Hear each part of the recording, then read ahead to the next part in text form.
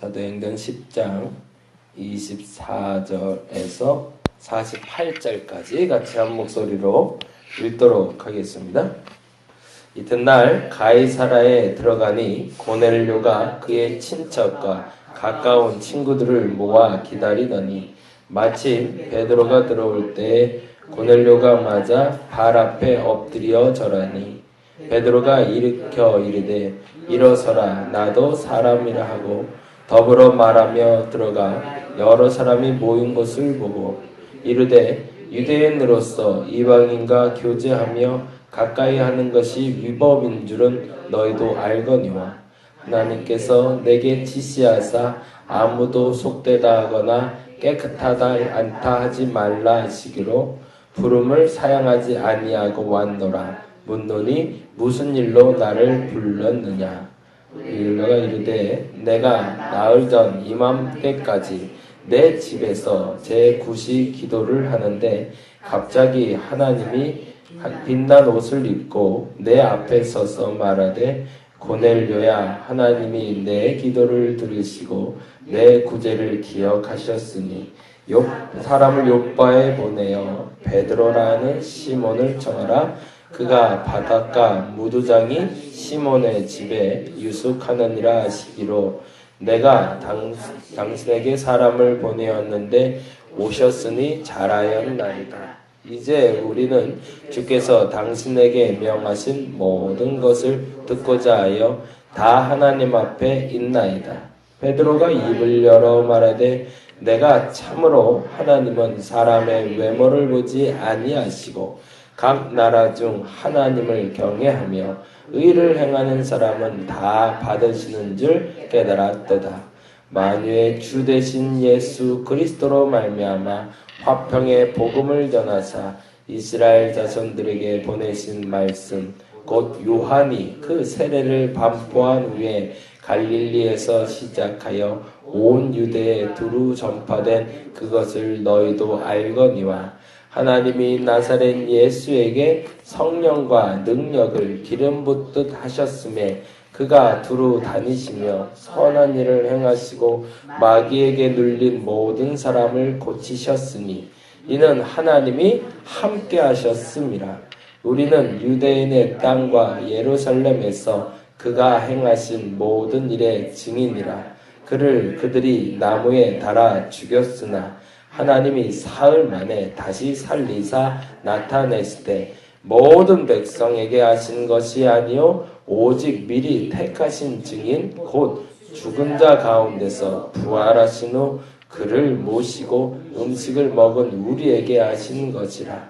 우리에게 명하사 백성에게 전도하되 하나님이 살아있는 자와 죽은 자의 재판장으로 정하신 자가 곧 이 사람인 것을 증언하게 하셨고 그에 대하여 모든 선지자도 증언하되 그를 믿는 사람들이 다 그의 이름을 힘입어 죄사함을 받는다 하셨느니라. 베드로가 이 말을 할 때에 성령이 말씀 듣는 모든 사람에게 내려오시니 베드로와 함께 온 할례 받은 신자들이 이방인에게도 성령을 부어주심으로 말미암아 놀라니 이는 방언을 말하며 하나님의 높임을 들음이르라. 이에 베드로가 이르되 이 사람들이 우리와 같이 성령을 받았으니 누가 능히 물로 세례 베품을 금하리요 하고 명하여 예수 그리스도의 이름으로 세례를 베풀라 하니라. 그들이 베드로에게 며칠 더 머물기를 청하니라. 아멘, 아멘. 오늘은 고넬료 사건 어제부터 계속 보고 있는데요. 요 10장은 사실은 사도행전의 전환점. 이게 제가 요즘 성경 보면서 많이 느끼는 건데요. 그러니까 성경을 볼 때마다 이렇게 주시는 은혜들이 있잖아요. 그 은혜를 누릴 때가 제일 행복한 것 같아요. 사도행전에 두 가지 축이 있습니다. 큰 축이 한 번 돌아가는 게 사도행전 2장에서 돌아갑니다. 그러니까 사도들의 삶이 전환되는 사건이 바로 2장이거든요. 그냥 그토록 따라다녔고 배웠고 보기도 했고 경험도 했지만 사실은 사도들의 삶이 변화되지는 않았습니다. 그게 굉장히 중요하더라고요. 아무리 능력 있는 목사님, 아무리 능력 있는 교회에 출석한다 할지라도 본인이 깨닫지 못하면 아무 소용이 없더라고요. 우리 목사님 꽤 괜찮아. 우리 교회 꽤 커. 우리 교회 뭔가 좀 있어. 라고 얘기하는 것이 나를 변화시키는 게 아니라는 걸 빨리 알아야 되는데 사람들이 그냥 묻어갈 때가 있는 것 같아. 그냥 묻어서 가는 거죠. 그리고 마치 나도 저 큰 교회, 내가 저 큰 목사님처럼이라는 그 착각, 그것을 내려놓지 않는 한 내게 구원도 없음을 우리는 좀 자각해야 됩니다.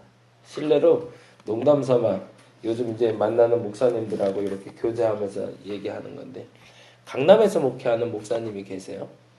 보스턴에서 유학을 하고 오셔서 소위 말하는 엘리트죠. 그래도 소위 잘 나간다고 생각했고 한 10년 만에 박사학위까지 다 받고, 그래서 한국에 오면은 진짜 물밀듯이 사람들이 몰려올 걸로 생각을 했대요.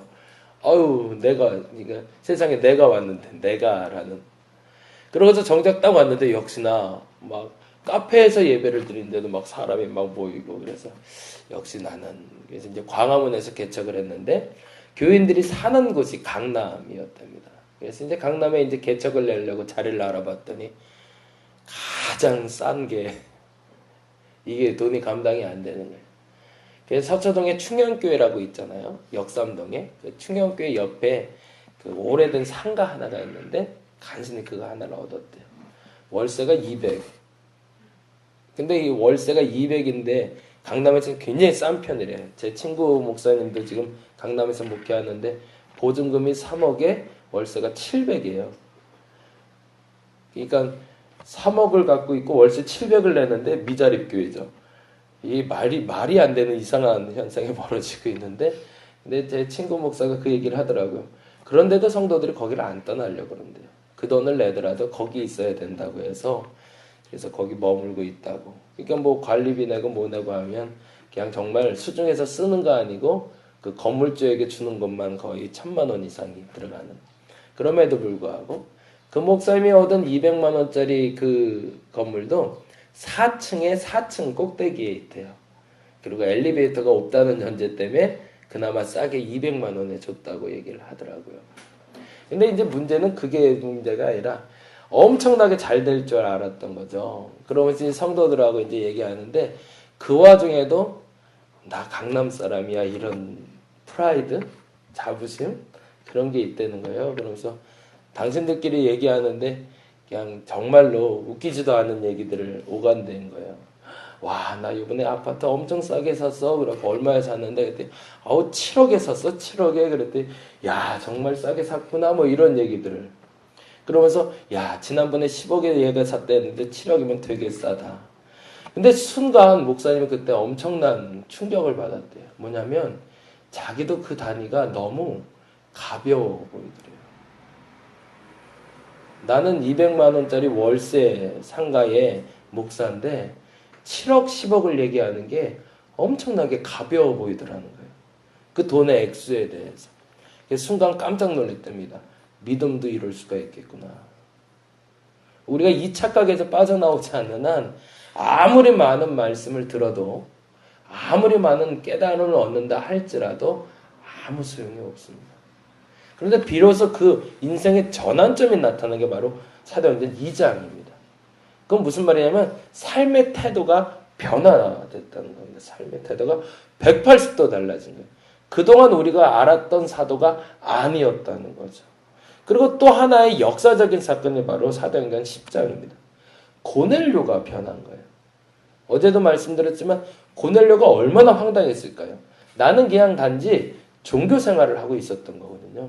좋은 말씀이기 때문에, 좋은 묵상 훈련이기 때문에 난 훈련받고 있었는데 뜬금없이 갑자기 천사가 나타나니까 이게 뭐지 싶었던 거고, 베드로 입장에서도 뜬금없이 이방인에게 복음을 전하라 하시고 뜬금없이 벌레를 잡아먹으라 하니 얼마나 황당한 일일까. 근데 중요한 것은 바로 이 30절입니다. 30절 한번 볼까요? 10장 30절. 이들이 이 많은 고민과 갈등 속에 걸린 시간이 얼마인지를 보는 게 중요합니다. 30절 읽어봅니다.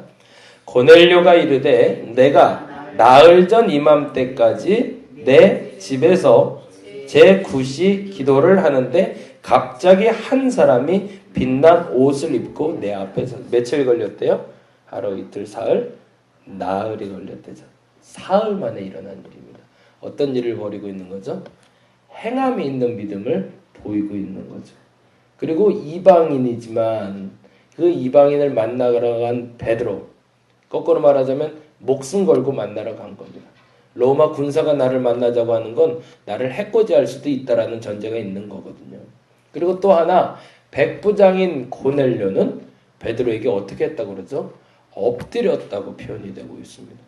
그러니까 이들의 삶의 태도가 우리가 알고 있는 삶의 태도와 전혀 다르다는 겁니다. 그래서 또 하나의 축이 움직이는데 이방에도 복음이 전파되는 현상이 벌어지기 시작한 거죠.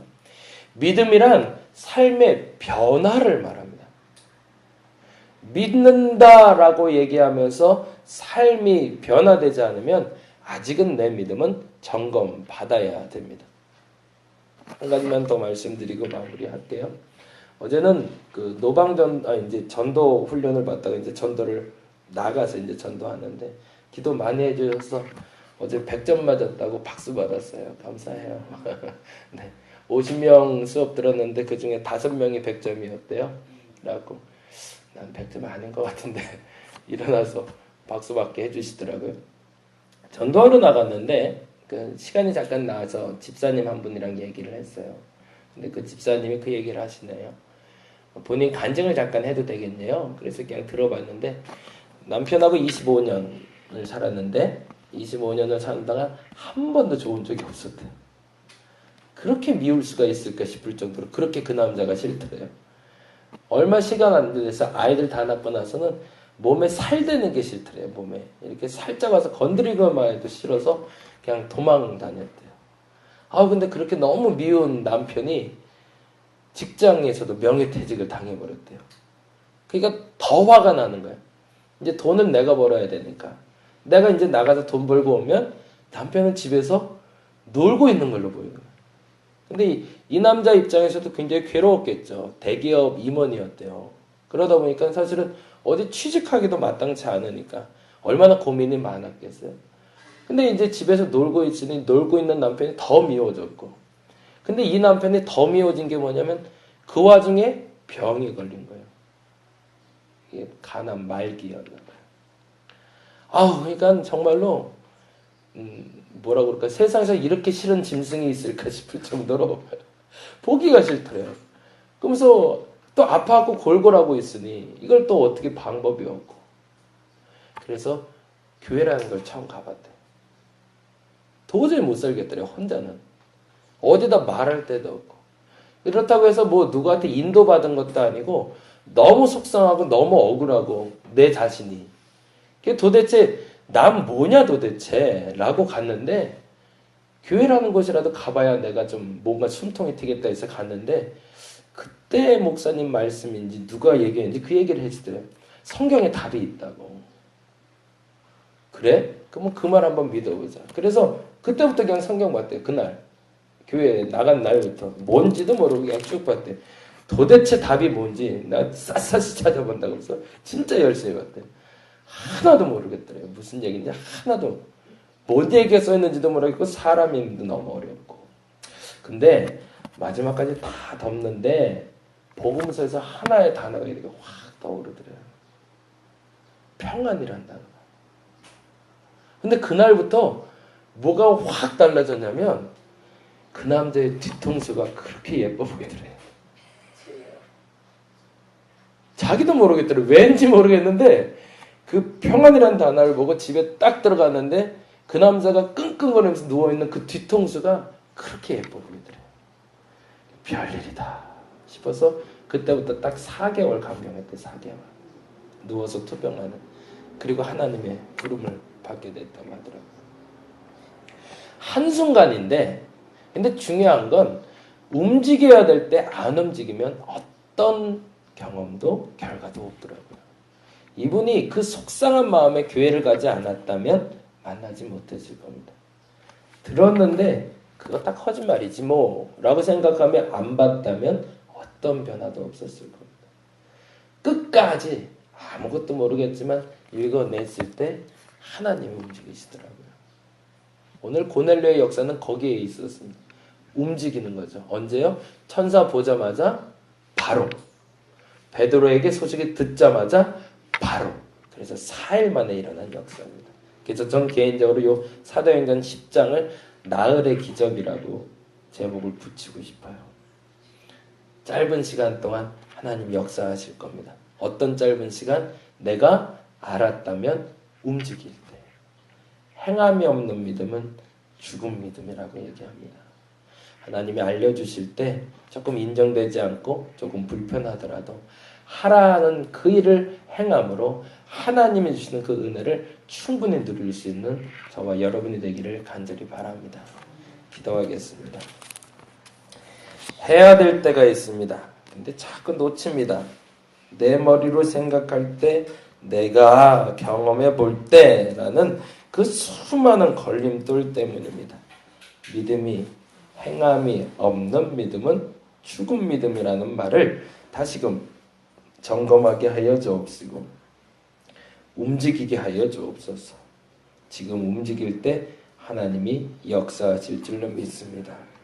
행함이 없는 믿음은 죽은 믿음이다. 믿음을 마음에 새기고 기도할 때 역사하여 주시옵소서. 감사합니다. 고마우신 예수님 이름으로 기도드렸습니다.